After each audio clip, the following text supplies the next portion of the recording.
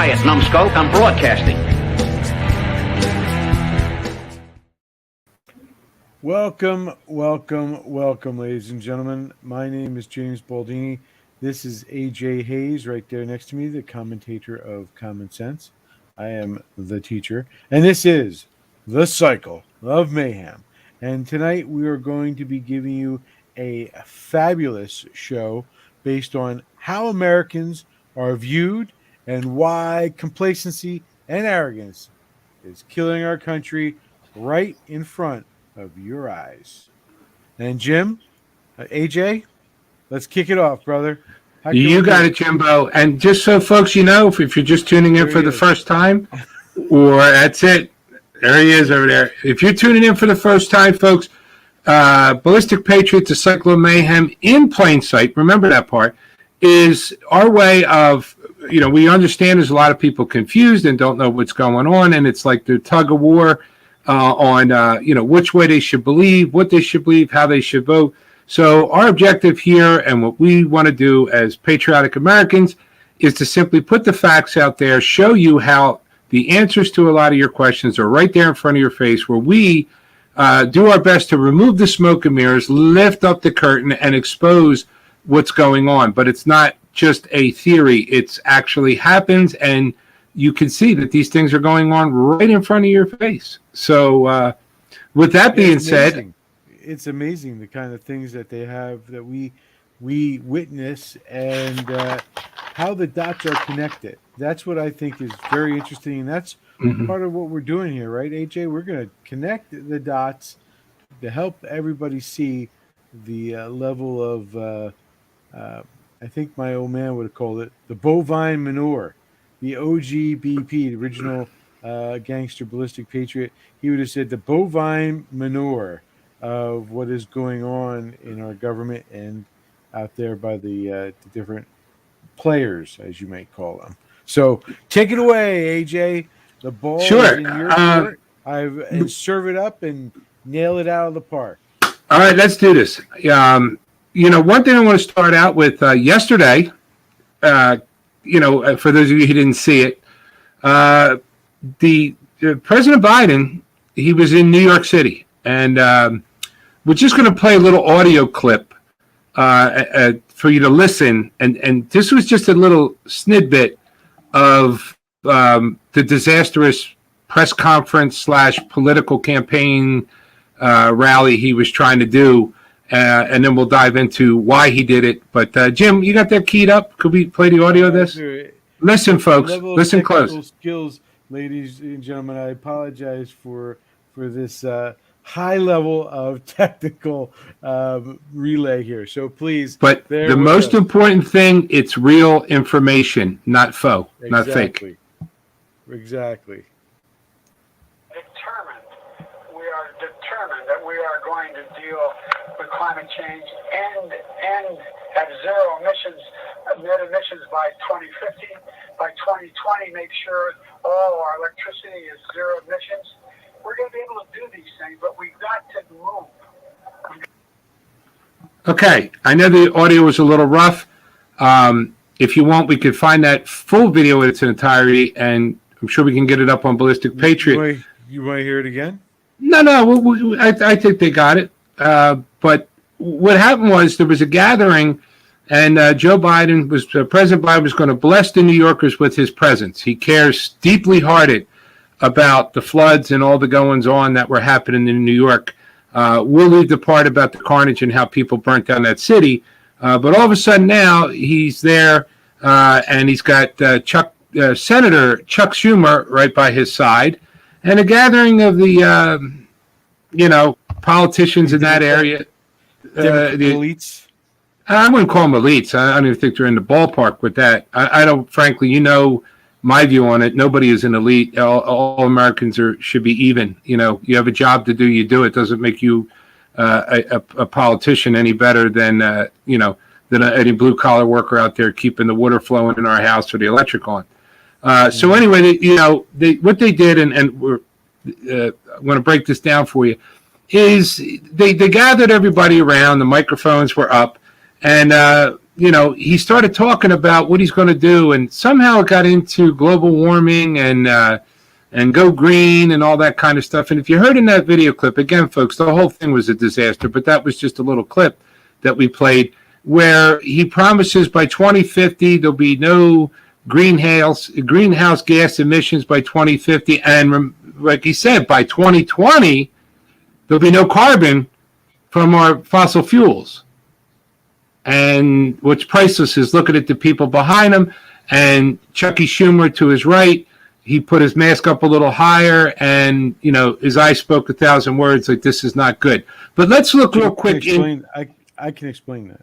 Obviously, Joe Biden, along as well being an expert on military matters and his ability to have great insight into all things in the world, he's obviously cracked the flux capacitor.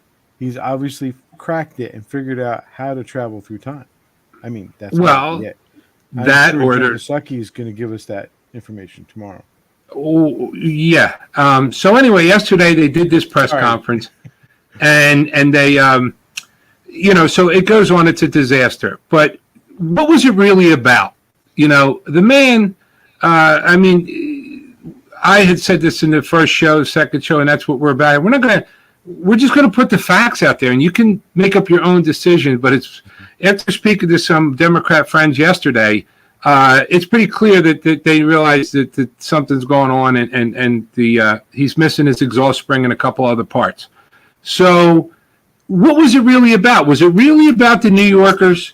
And man, if he doesn't have the ability to speak long enough to try and hit that point like he's trying to win an Academy Award, but he was doing the best he could, like he really cared. And was it really about the people of New York, or does this make more sense to you? The two biggest black eyes for the Democrat Party right now are the face of the party, which is him. And I would say a fair argument would be is the faces of the radical left Marxist movement who hijacked the Democratic Party. So they're kind of like the two biggest black eyes that they don't want you to see. So I will ask you, and we'll just kind of leave it at that. When was the last time you saw Kamala or the squad? No need to answer, but just there's a reason they've been out of sight, out of mind for a while, because they're not good for ratings. They're not good for stats.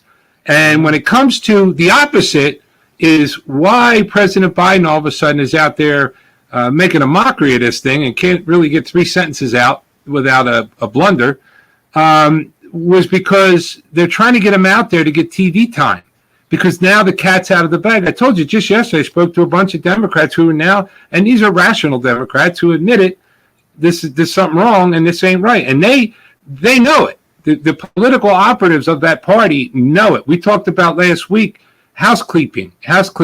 The Republicans took their swamp, and they're still in progress of getting them out. They're going to primary them. The people aren't doing best for the party. You're out. It's time for the Democrats to do that, but they're a little bit more stubborn and a little bit more greedy.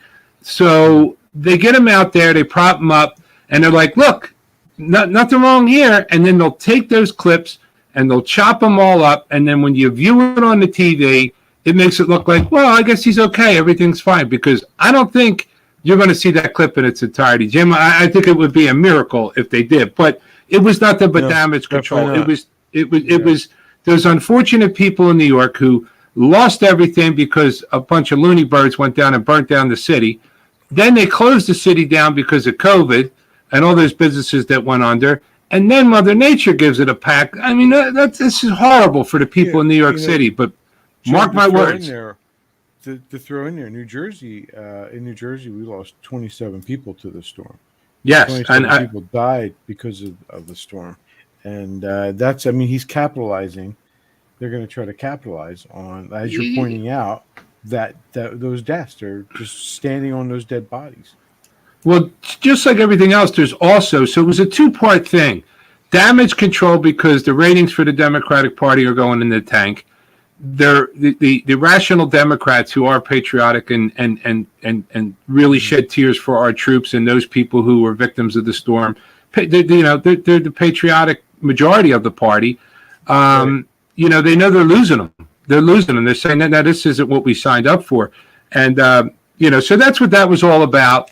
Well, and it's something that we added in the beginning of this show, for you to check out. But it's pathetic that, and don't get me wrong, there's been Republicans that have done their fair share of trying to tap in. But it does go back to the mayor of Chicago back when, who, pretty much, I think he put it on a T-shirt, Jim, or something maybe, never let a good crisis go to waste. Well, there's two crises. There's the real crisis that there's people hurting, and there's the crisis of their power in their party is slipping away and it's going to hell real fast.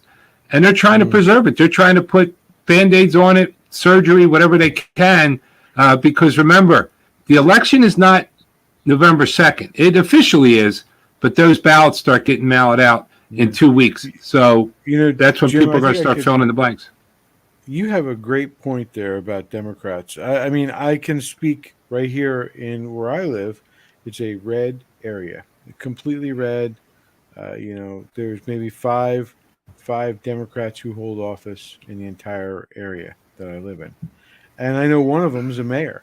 But recently, when this whole Second Amendment sanctuary movement was going on, which I was a part of as well, meaning like I supported it and meaning I wanted it to happen and I spoke about it in a few places. Not that I was behind it in the sense of getting signatures, but I was definitely trying to be influential with it. My point being, we had a Democrat mayor come out and support it and vote for it. That's a traditional conservative, Republican, I guess, point of view, the Second Amendment, supporting the Second Amendment. And here this Democrat came out very vocally and said, I am for the Second Amendment. Because when you get right down to it, it's the point you were making, I think. They're still protecting their families. They still want to see what's best and take care of them. And they're God-fearing, law-abiding citizens like you and me. Yeah. So I think you're making a great point. I'm sorry to interrupt you, but no. That was great. I think to simplify is something that everybody should know and share with your friends, that the majority of this country, folks, and your common sense will tell you this, the majority of our country, the masses, are just center left and center right. There's little issues that that get thrown out there that they argue back and forth over. But like we said last show, that the Democrats were the fortunate ones, the chosen ones, where a radical movement decided to take over their party, and they have one big mess on their hands. So what they're doing is they're trying to have their cake and eat it too. But what I want to do for a second is Jimmy just touched on something, and I'm going to try and read this off to you guys. It was kind of floating around and caught my attention, but it's not an opinion. It's really, when I read this, you think about it and go, So the American patriot, if an American patriot, meaning Republican or Democrat, doesn't like guns, they don't buy one. If the radical left, the Marxist left, doesn't like guns, they want to ban all guns. If a patriotic American, Republican or Democrat or independent or otherwise, wants to be a vegetarian, they don't eat meat. If this new woke, cancel culture, radical, whatever titles they have of the week, their approach is, we need to remove meat products and they should be banned everywhere. A patriotic American, Republican or Democrat, stay with that, feels down and out, and they think about how to better the situation for themselves. These radical movement, it's wonders who's going to take care of them and who's going to fix their problem. And I'm going to do a few more of these here because they're pretty good and it really hits home and is very relatable. A patriotic American doesn't like a talk show host. They switch the channel, watch something else, where this dangerous radical movement demands that they be silenced and the show be taken down. If a patriotic American is a non-believer in a certain type of church, they worship where they want. They worship where they're at. Where this radical left will demand an entire religion be taken down. And there's a few other good ones, but, I I just thought it was something that, again, what we try to do here on Ballistic Patriot is not give you opinions, kind of point you in the right direction so you can make the decisions on yourself. And then there's one other good one that's floating around out there. It says too many people want a $20 an hour job, $20 an hour job with. Wants $20 an hour, but the problem is they have a $3 an hour work ethic. Right. So let's get into the meat and potatoes of the show. Like Jim talked about earlier, the topic of this week's show is how Americans are viewed and why our complacency and arrogance is killing us from within. And I'm going to shoot through this story real quick where I know me personally, when I meet someone from another country or a different culture, I want to know. I want them to ask about mine. I want to know about them. I don't want a book or a news or whatever you call the TV to tell me. Let's sit down. What's your foods over there, and why do you do certain things? So I met a Spanish man from 20 years back from Mexico. He had a work visa. He came over. He did everything legitimate. He bought a house. He has 2 jobs, paid taxes, had 2 children, him and his wife. He's back then, he was about almost $10,000 in legal fees to get his citizenship. I mean, he's a tough guy, and I watched tears come down his face where he loves this country. But when we got to know each other, he had said something. He said, Americans, first of all, if you think you're going to get a hard-working $5 an hour Mexican anymore, you're crazy. Because the Mexican people know their value. Their work ethic and their drive is a lot, is a lot more competitive, we'll say. And he didn't mean it to be, I have to emphasize, he didn't mean that to be disrespectful. He was speaking truth. And then the other thing he said, you Americans are lazy.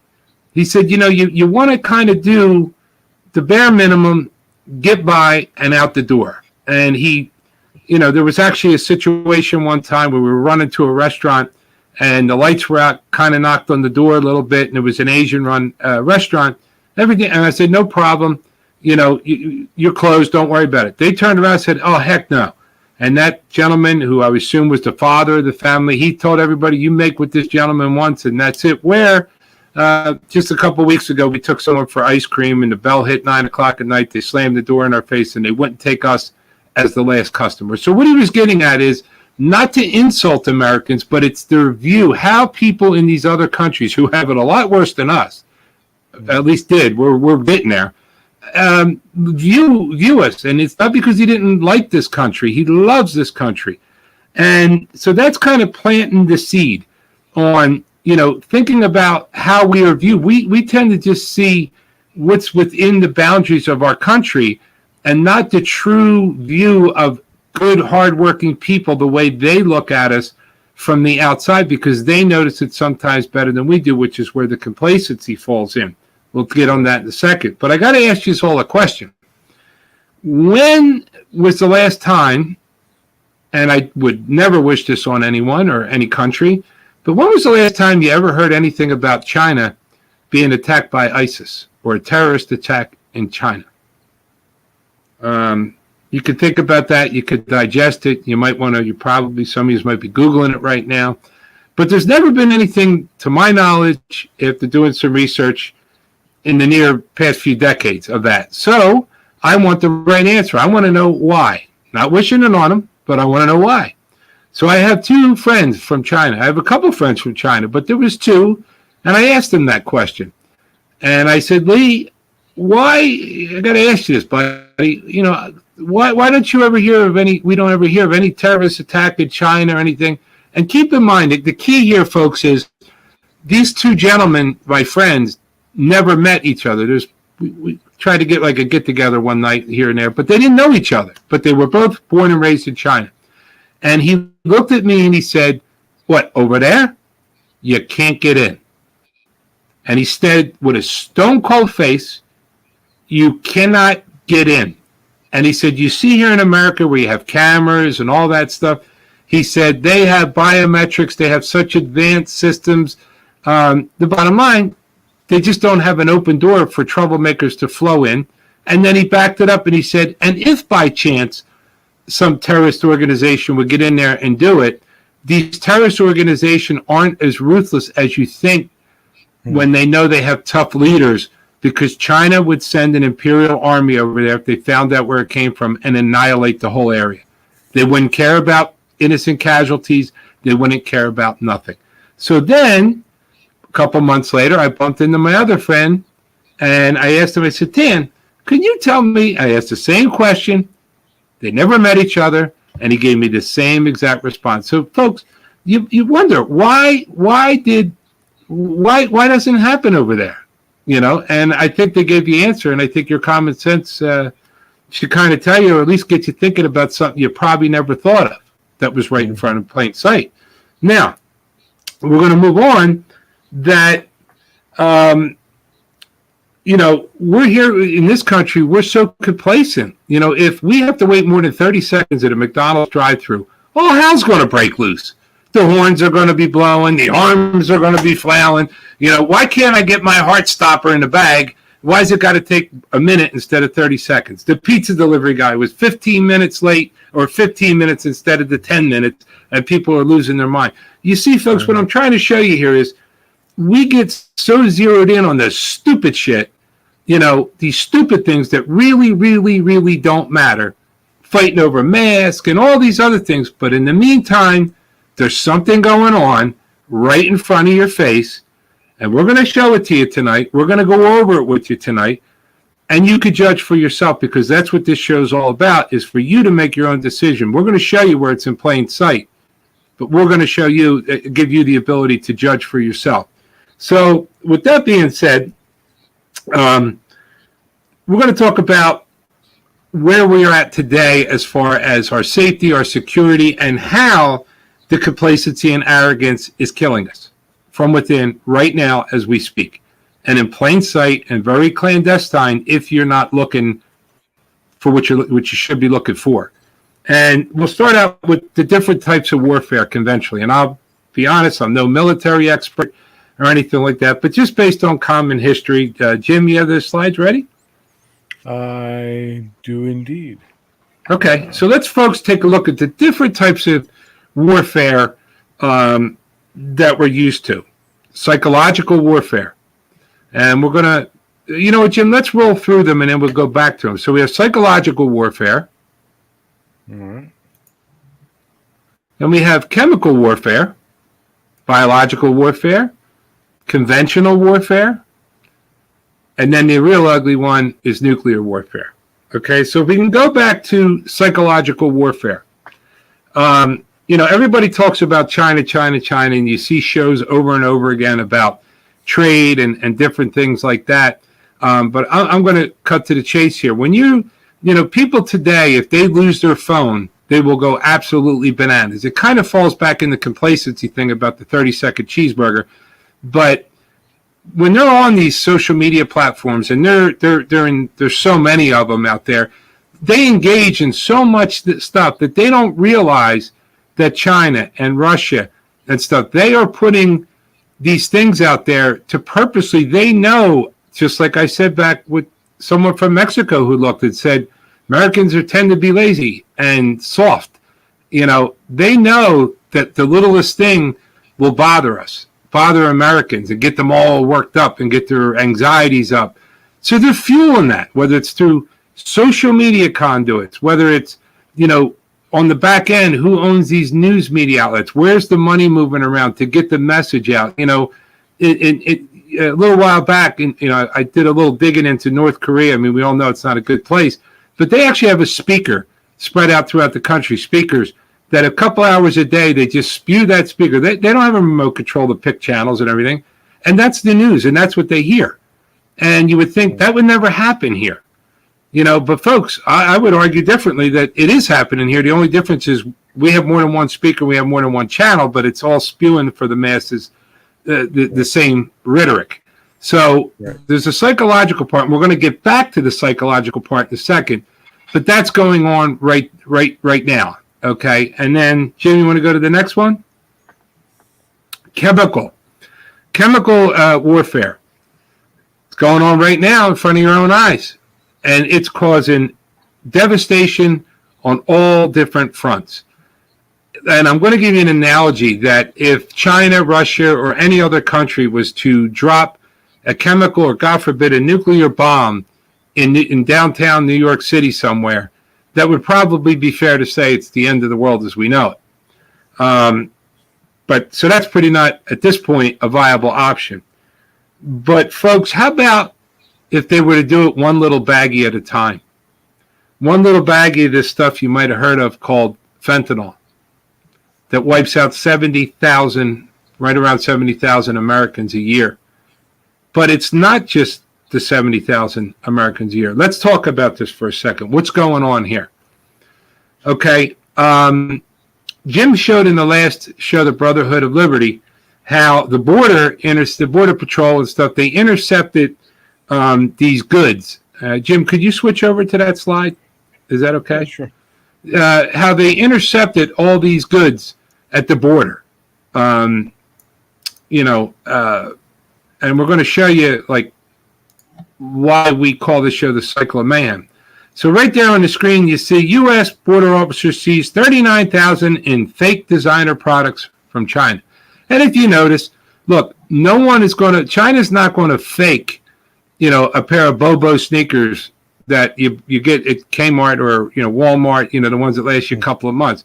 What that is in that picture there is all high-end goods, Gucci, Louis Vuitton, Rolex, you name it, it's in there.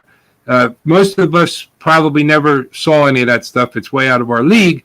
But these big companies who are getting like $1,000 for a pants belt, $5,000 for a pair of sneakers, they're paying for that because they don't want those goods in here.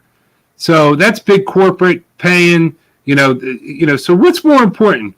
The 39,000 fake designer products that they were able to seize at the border, who nobody really gives a shit about except for the big multi-million-dollar companies that own them. Is that really on the scale of 1 to 10 of significance as important? Or, getting back to what we were saying, under chemical warfare, the Santa sacks full of fentanyl that's coming through the border. But we're going to take a look at how, where, and why it's coming through. So, those goods are made in China. Why are they being pumped over here? Because China has always had a niche for the supply and demand of Americans. Whatever, the Americans want, we're going to knock it off. And that person who wants, a $50,000 Rolex, we can make the same thing, knock off, and they could buy it for 20 and walk around like they're a big shot. All right. So they've been doing that for years. But then they saw this demand for opioids. It started out, and I'm not really going to get too much into that, but almost 90%, if not more, of the heroin was made in Afghanistan. It was produced there. It was made there. I don't have the facts. I've heard different stories about the Taliban was for it. They were against it. But the bottom line is when our troops were over there under President Trump, the order was given. And by the way, this information was from boots that were actually on the ground, witnessed this. I asked him, I said, if you can't tell me, that's fine. And he looked me straight in the eye. He said, no, we annihilated it. Because I'm thinking, if that's the poison, if that's the conduit of the poison, this heroin that's hurting people, why are we not getting rid of it while we're over there? Make at least all that, all the money we're putting in over there, make it worth our while to kill two birds with one stone. And then I asked him, I said, what'd they do? Use like drone strikes and stuff? And that soldier looked me right in the eye, stone-faced, and he said, no, B-52s, kiputs. Okay, so now they start really hindering the pipeline of the opiates that the Americans want, just like the fake sneakers and the Gucci watches. So China sees this demand, so what do? They kick in the overdrive, and they start producing fentanyl in mass quantities. And it started out, I don't know if it's still available that way, but it started out as on the dark web, some teenage kid can go on there and buy a bag of this stuff, pretty heavy bag, and it'll come in the form of a teddy bear or a mayonnaise jar or something, and it was going direct to homes. And, the authorities were picking apart, catching it here and there, but probably for every one that they caught, there's some really good documentaries on, 200 got through. And that's how it was being pumped through. So they started to tighten the belt on that. So then what China did was they started to take this mass quantities of fentanyl over there, and they realized somebody had a real good distribution network within the United States. So they would take their fentanyl and they come around the United States and they come up and they would hand it off to the cartels who already had distribution set up. Now I'm going to pause there for a second and ask you folks, and you're in your home, wherever you're watching this, raise your hand if a loved one or someone you know had suffered from an opioid addiction or some form of addiction. Think about that for a second. And those of you who didn't put your hands up, you're a liar. Guaranteed, you're a liar. You're a liar.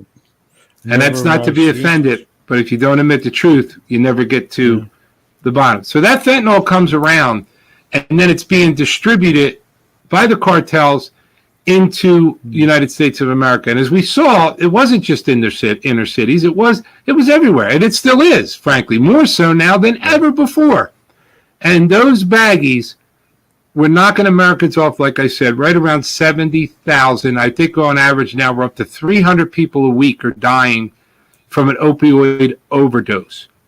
And you know, Jim, I've lost actually a couple of my former students to the drug epidemic. Who, you know, two of them were moms. You know, they were young, 20s, and they OD'd. Yeah, and one has the right to believe whether the conduit of the addiction was from big pharma. People get, they get a script of pain medicine, and then they start to overdo it, and they become addicted to it. That has a part to it, I'm sure. But the overall, that's been put out there many a times. But what I'm showing you here is the mass quantities, the mass casualties, and the mass fallout from this. So we left off with this is coming in, it's being distributed. So what is, when we say our arrogance and complacency, it's killing us from within, is it just the overdoses that are killing us? We talked about psychological warfare, was one of the first slides Jim put up. What toll does that take? If you have that loved one, a relative or a close friend, and watch and they have that addiction, what is that doing to you psychologically? What is it doing to your family psychologically, where you feel you have no recourse but to sit back and watch your loved one die because you know what the inevitable is going to be? So there's multi-layers from what's going on here. The actual substance that people are putting into their bodies, killing them. The psychological effect it has on the families and loved ones of the people. And also the financial hardship that it's putting on our country, the billions and billions of dollars for enforcements, rehabilitation centers, and there was something that Florida was real big on that. It was like the rehab capital of the country, where these people that people who are addicted to opioids would come in, and obviously they don't have a penny in their pocket. And this is something that really happened to get you to think about how crummy some people could really be. But they would walk in and say, "I need help," and but I don't have any insurance. And there would be a guy with a polo shirt, and no offense to those guys who wear polo shirts and khakis, would sit them down at a little sign-in table, and they'd start typing away on a computer, and then they'd spin the computer around. And the person suffering from addiction would fill out the remainder of the information. And when it came up, $200 a month, it could have been $150, it could have been $400, but whatever it was, when it came up, that person suffering from addiction would look at this guy like they want to strangle him. Like, I don't have any money. I'm an addict. Where am I going to get $250 from? They would take that computer, swing it back to the person with the polo and the khakis. They put a credit card in there for $250. Don't worry, we got you 30 days of treatment, and they were billing the insurance companies and the government right around $30,000. So, folks, if you think about it, if someone told you, you give me $250 and I'll give you $30,000, how long are you going to wait to make that deal? Not long at all. But let's stay on point. I mean, it's just another layer of the ugly from this.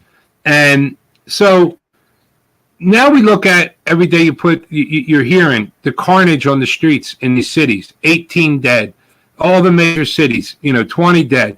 They show the parents just crying. They lost their young child.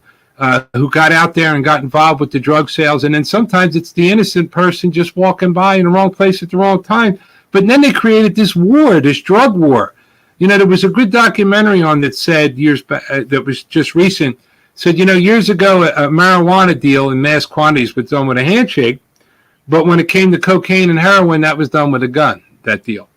So let's just look back now. You have the people dying from ingesting the substance. You have it terrorizing and just psychologically destroying the families.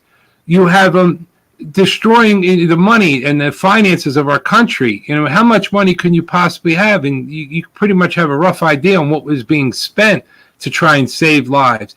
And then look at the carnage in our inner cities. So when these people get on that news and give you that stupid look in their face like, well, we don't want to know. We don't know why. We don't know this. They want to blame guns. They want to blame everything else. I want you to think about what we just described, because China is doing this on purpose. The only thing that changed recently, because I don't like to use the word entrepreneur, but Mexico, instead of buying straight fentanyl from China, figured out the recipe and actually now, instead of buying the straight fentanyl, they're buying 55-gallon drums of the chemical derivatives needed to make fentanyl, and they're making their own fentanyl down there in Mexico.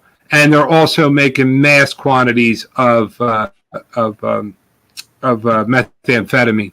Years back around here, in the United States, they go in there and they buy some pseudoephedrine. They needed the cold pills to chop up, these little pills, and they're getting barrels of it. And they're just spewing that poison into our country. So you see the domino effect on what it's doing to our country. Do you see how that? So we just touched on two things. In warfare, there's psychological. We covered that. There's the chemical warfare. We just covered that.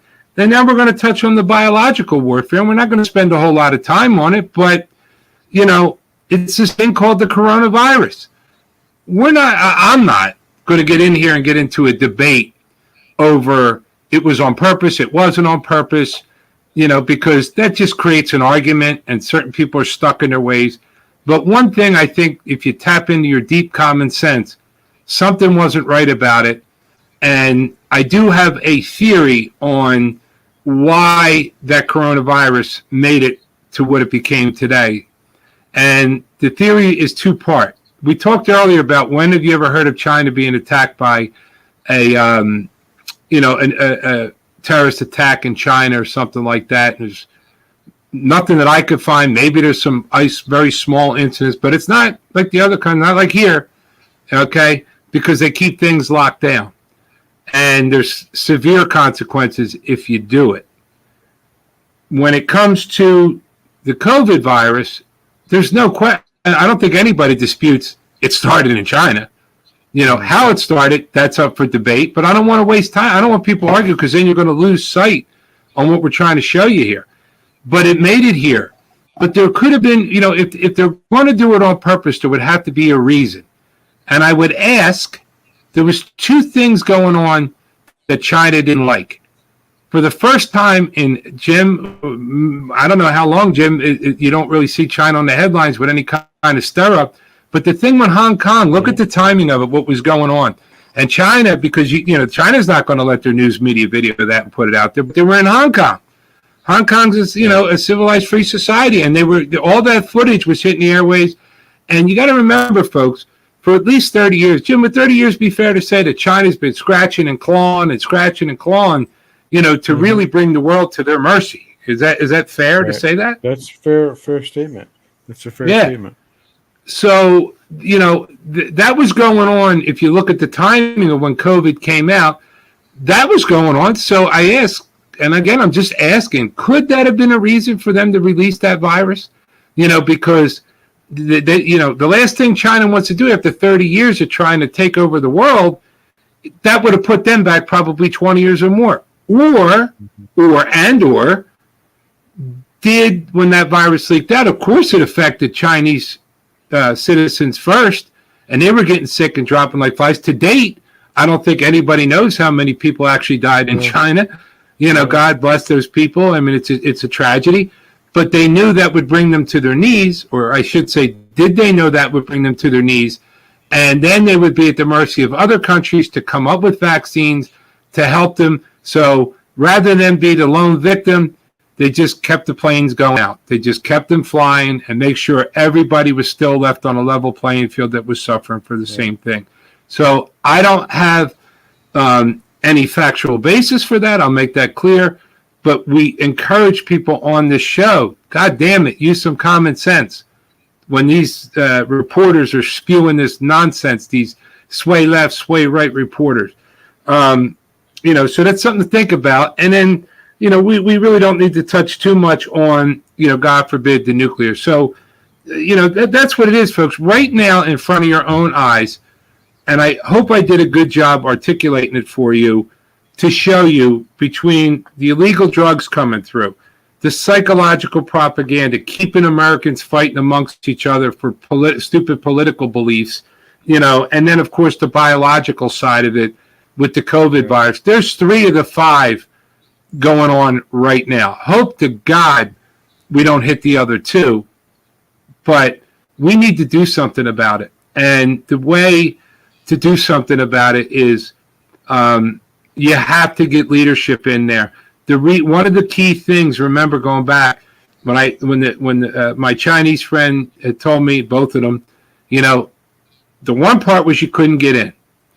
Okay, so you could say what you want about Trump and his wall or his border. There's a lot of those logical Democrats out there that agree. That's that common up, just right, just left, that we should have our borders locked and closed for a lot of reasons, but that's a big one right now. And the other thing was the consequences behind it. There's no fear in these other countries right now. You don't have someone at the helm that if you scratch an American, Rob O'Neill, who was the Navy SEAL who put the bullet in bin Laden, a very humble man, he had a great theory, and he's not a politician, but he was on a hell of a lot of missions all over this world. And he said, what we need to do is extend our hand in friendship to every country, even those people who are bad. Put our hand out and say, look, we're not going to be your police, but if you have a natural disaster or something, we'll work with you, we'll help you, we'll get some trade going on. But if you scratch an American, we're going to come over there, we'll annihilate you, and we'll leave. And I would say that I think that's what would happen if you did it to China. Yeah. So I want you to think about that, folks. That is our mission here on Ballistic Patriot, the cycle of mayhem in plain sight. Think about the title of the show, Cycle of Mayhem. This is a cycle that's going on. The drugs are coming from there, the supply and demand, but then China found a way that they could actually weaponize it. And if you don't think that they're weaponizing it, China knows everything about us. And you don't think they're sitting back watching us, that poison being destroyed, going back to what, instead of one big bomb that wiped out 70,000 people, it's one little baggie at a time. And then what they're doing, I'll just touch on this for a second, for those of you who have people in college, or like Jim said, he knew some adults that overdosed and died from that poison. What they're doing is that, and some of you may know this or not, but they're using a derivative, that fentanyl derivative, and they're pressing it in pills. So someone who was addicted to a pill, an opioid painkiller pill, said, oh, no, I'm not putting heroin in my arm. I'm not going to put a needle in my arm. Oh, no, well, you could just buy these pills. See, here's the pills. But those pills are normally a makeup of fentanyl, Tylenol, maybe some other stuff mixed in there. They actually put the stamp on it. And these people don't know any better, so they think they're taking a CVS, Walgreens, regulated pill, and there's no consistency to it. And that could have very well been the case with Jim's friends there and a lot of other people. And in the schools and in the colleges, the same thing. They're being taught, think about it, folks. Who really envisions himself putting a needle in their arm and, all the paraphernalia and the dirtiness that comes with it. So they think, oh, I could just pop this fake Xanax bar. It's not Xanax. It's fentanyl.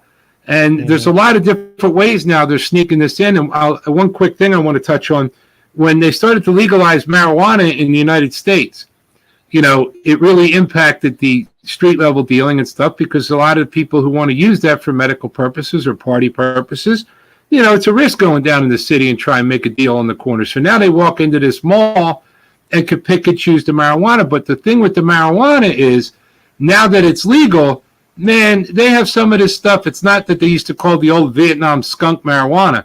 The THC count in some of this stuff is really, really, really high. Not like a lot of the stuff that was being peddled in through Mexico, which is basically the bottom of the barrel stuff. So they have all this marijuana. How are we going to compete with this high growth stuff coming out of Colorado, these cool little names they give it and all that kind of stuff? So what they actually were doing is something as simple as marijuana, where people think, marijuana never hurt anybody. To level their playing field, they were putting the marijuana on newsprint paper, and they were taking distilled water and fentanyl, and they were spraying their marijuana with it and then packaging up to give you a little bit more punch, selling it as like a high growth. So there's a lot. I mean, we could spend hours and hours talking about it, but do we blame China? Do we blame the cartels for this? No. I mean, it's not right what they're doing. We gotta blame our leaders, and we got to get leadership in there who's going to fix this. And as you can see, the things that are in play to at least slow it down and start taking control again, of our country.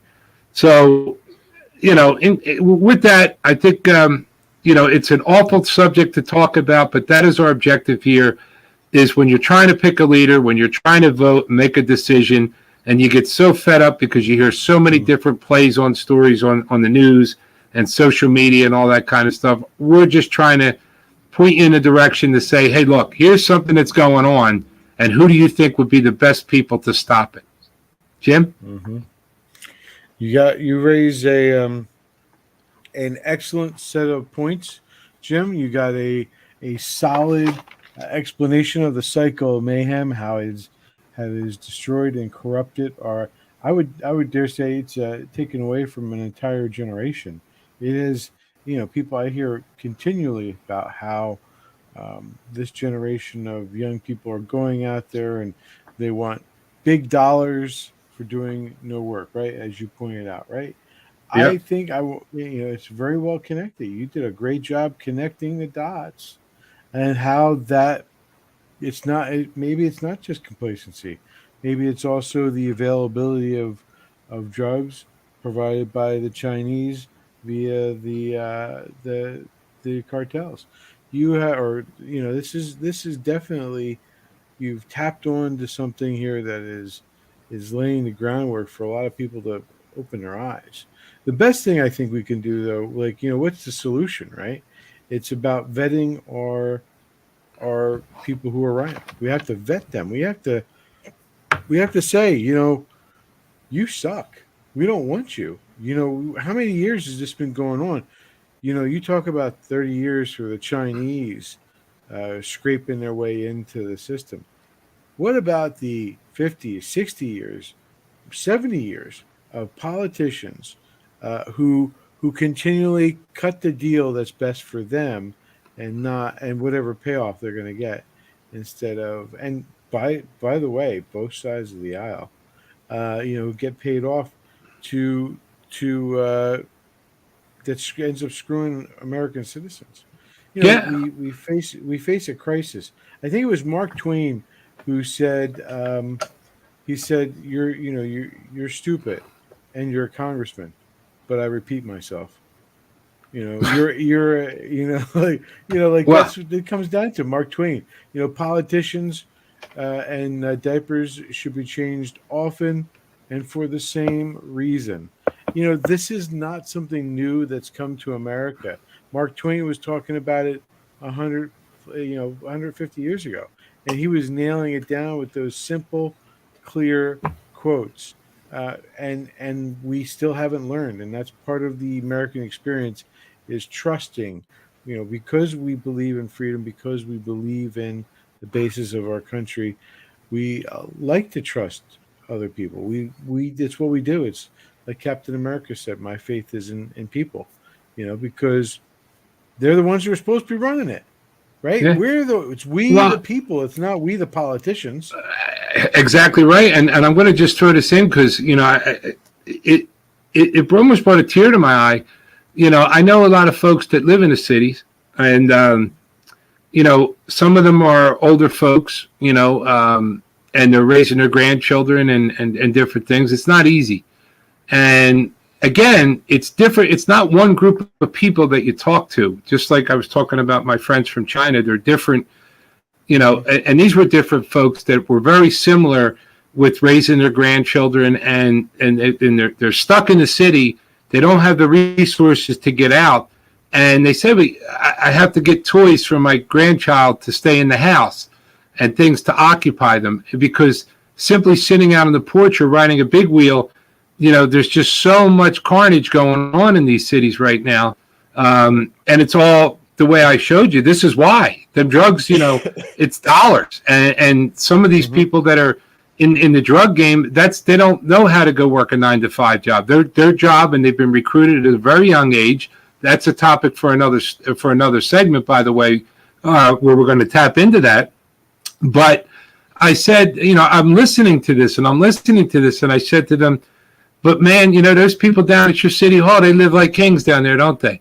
And it's been the same party for decades. And what have they done for you? What have they done for you? And they've made the response was overwhelming. Absolutely. But the response was overwhelming. And sometimes you just need somebody to trigger that thought that maybe you need to start, like we said before, block by block, community by community, town by town, state by state, getting rid of the people who are, they come around every 4 years, they want their vote. I'm sorry, Jim, but there's no American citizen who should be living where they can't let their grandchildren ride a bicycle on the street because it's like a war zone out there. But in the meantime, China is sitting back and they are laughing their ass off at us. Well, they are laughing at us, and they are breaking us within.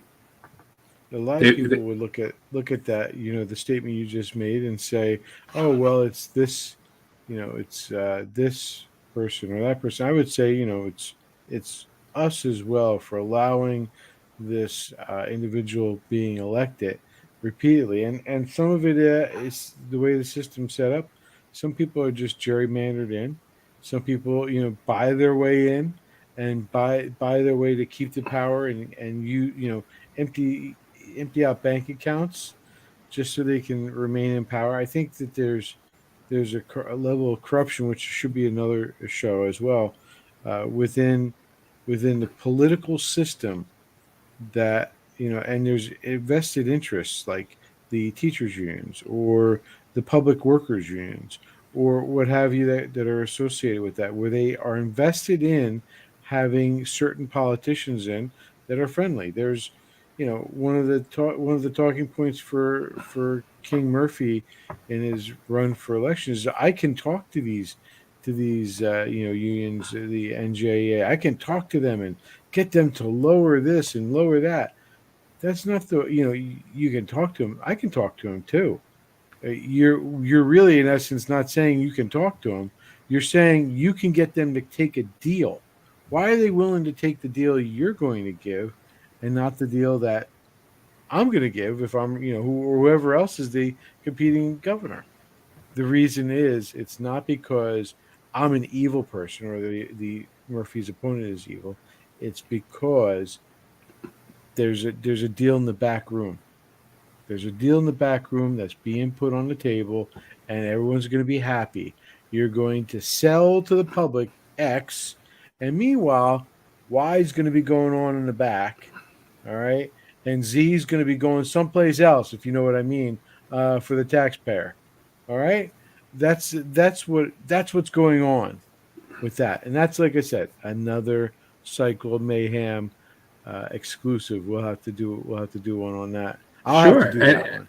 And you look at, well, that's fine. And you see, Jim, like we showed, the most important thing is preserving human life, with this poison and this cycle of, whether it's the chemical attack on us or the biological attack on us, is preserving human life. You can't put a dollar figure on it, but the dollar figure it's got to be $1 trillion just in that alone with the Narcan, the rehabs, like I said, and everything to do to preserve life and stop this. And now there's a certain group of people that are lobbying for $4 trillion, $2 trillion, whatever the T of the week is. It's and its own industry. well, that was its own. That was part of that little display yesterday of, let's gather around here in New York, and basically they used the hurricane, as an excuse to get that crazy, ridiculous bill passed. But I believe the last I heard it was something like 20-some thousand pages, that bill. And in the end, it's just giving these incompetent elected officials a piggy bank. But you want to take more money that we don't have, and then you combine it with the money we're getting killed on from China, whether it's the poison they're peddling over here or the unfair trade deals. Like, Trump made a big point with the unfair trade deals, but I got to say, I think the bigger point it was hitting us financially was the drugs, and emotionally too, psychologically. And again, my prayers my prayers though to those of you, all the viewers who know someone or have a loved one who is suffering from addiction. Stay strong. Be positive. Try and keep those positive vibes. But again, we end every show with, it's got to start with you being smart on who you vote for. You have to look at what they represent, and don't drink the Kool-Aid, because right now is election time, so they're starting. They know the ballots go out in 2 weeks. It's not going to be November 2nd. People are going to start filling in the boxes. So the campaigning is starting, and these radicals and these loony birds, and frankly these greedy pigs on the other side, both sides have them. They're gonna try and come right back to the middle, because they know that's where the meat is. Americans just left, and they want that. They can't win without you. Don't be a sucker. Take a minute to vote. And if you lived in a neighborhood for 10 years and nothing's gotten better, that should be your answer right there. You need to flush the toilet, find a local, it could be just someone on the block the Little League coach, for God's sakes, who doesn't get paid to keep 15, 20 kids out of trouble for a couple hours a week. But you got to start, and you got to vote smart. So with that, Jim, you got anything else? I think that's it, AJ. I think we're set for the evening. I will caution everybody, or ask everybody out there, if you haven't, like and subscribe to the channel. Tell your friends about us. Let them know about us. Get the message out. The Cycle of Mayhem is part of the push to explain to the world what's going on. Make sure you get Ballistic Patriot out there. We're a good, solid organization that has a lot of heart. And so on that, like and subscribe, share with your friends, get the message out. AJ Hayes, the commentator of Common Sense. And always remember, folks, I know you're frustrated, you're angry. Do your best. Find that inner self to just be kind to somebody. Be kind. Because if we're not kind to one another, even people we disagree with, we're just falling for it, and we're killing ourselves from an end. So try and extend a hand, and be positive, but be kind to somebody. All right? God bless. God bless everybody.